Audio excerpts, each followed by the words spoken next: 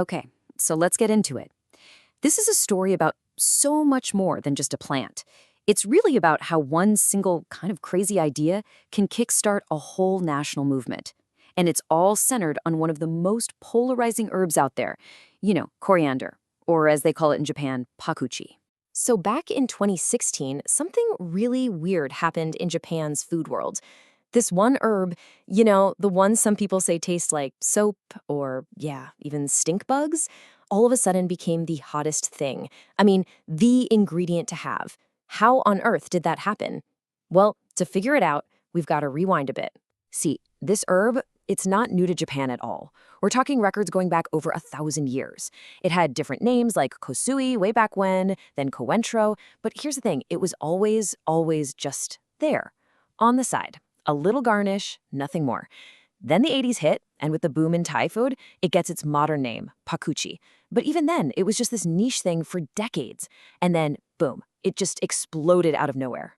And when I say exploded, I mean it. The scale of this whole thing was just staggering. This wasn't some little foodie trend. You had huge food companies pumping out Pakuchi-flavored everything. Sauces, snacks, you name it.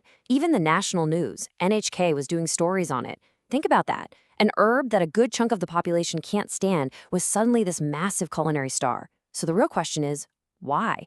Why then? And just how did it happen? Well, to really get to the bottom of this boom, you have to meet the guy who was right at the heart of it all. A man who looked at this simple herb and saw something way bigger than just flavor. This right here, this was Kyo Satani's mission. And get this, he wasn't a chef, he wasn't a farmer, he was an IT guy, a salaryman, who loved to travel and had this really wild idea. He was going to take pakuchi from being this forgotten little garnish and make it the star of the show. You see, his travels had totally opened his eyes. He talks about being in Cambodia and seeing a pakuchi plant that was a meter tall.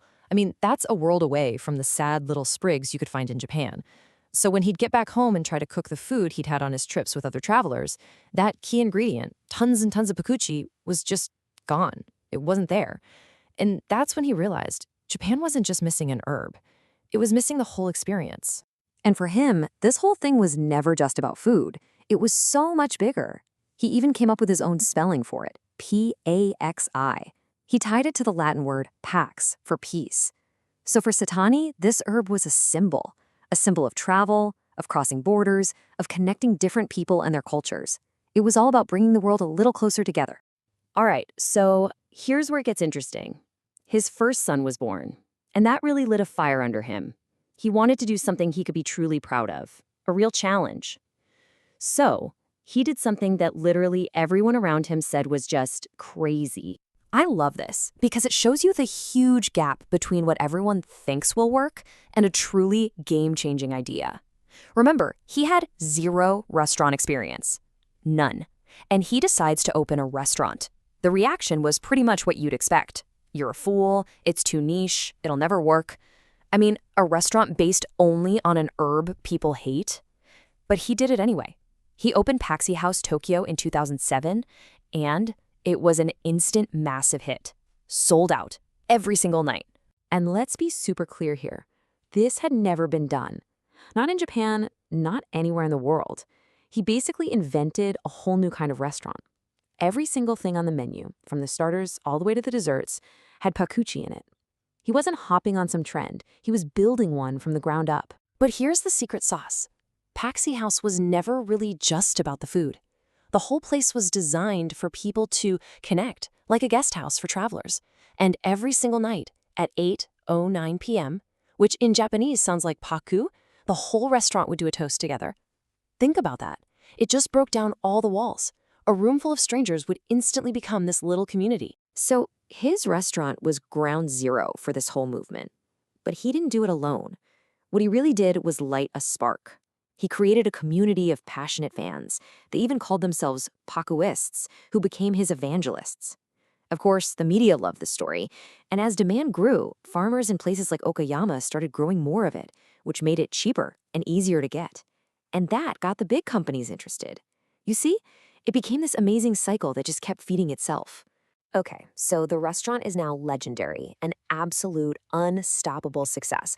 It's booked solid a month out. Every night is a party.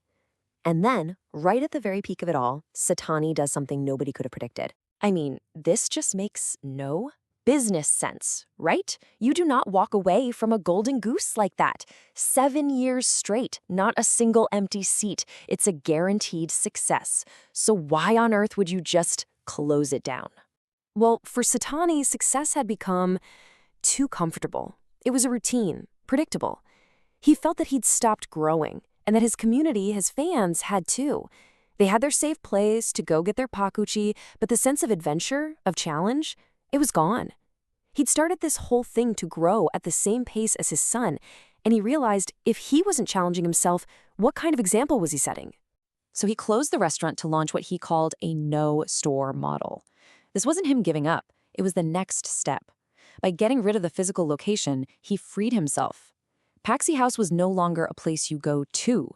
It was an idea, a movement that could happen anywhere, anytime. It was a test. He wanted to see what would happen when the safety net was removed. Would people start their own parties? Would they grow their own pakuchi? So it wasn't just about his own freedom. It was about pushing the whole philosophy forward.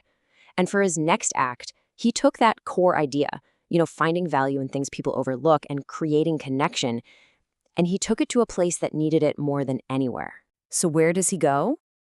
He leaves the crazy hustle of Tokyo and moves to this quiet little town called Kyonan. Now, Kyonan is what you'd call a depopulating town. A lot of empty buildings, an aging community. Not exactly where you'd expect a trendsetter to go. But of course, he saw opportunity where everyone else just saw decline. He started all these new projects, he launched an artist-in-residence program, he co-founded this incredible project that takes old, weathered materials from abandoned houses and turns them into these beautiful design pieces. And then, in an old, empty bank building, he finally set up the physical home for an idea he'd had for years. And this is just brilliant. He took the whole idea of a bank and turned it completely upside down. At the Pakuchi Bank, the asset isn't money, it's pakuchi seeds. You can get a loan of seeds with no collateral, no interest. The only thing they ask for in repayment is that you share your story. Plant them, cook with them, give them to a friend, just share. The entire goal isn't profit, it's connection. And really, this one quote says it all. This is his whole philosophy in a nutshell. He finds potential in things that have been completely overlooked, whether it's an herb that people wrote off as just a garnish, some old materials from a forgotten house, or an entire town that people thought was fading away. To him, all of it is treasure, just waiting to be found and shared with the world. So the story of Kyo Satani and the whole Pakuchi craze, it just goes to show you that a really powerful vision, even one that seems small or niche or frankly a little foolish, can create massive, real-world change. It really makes you think, doesn't it? What's the overlooked herb in your community, in your world, that's just waiting for someone to see its potential and turn it into the next big thing?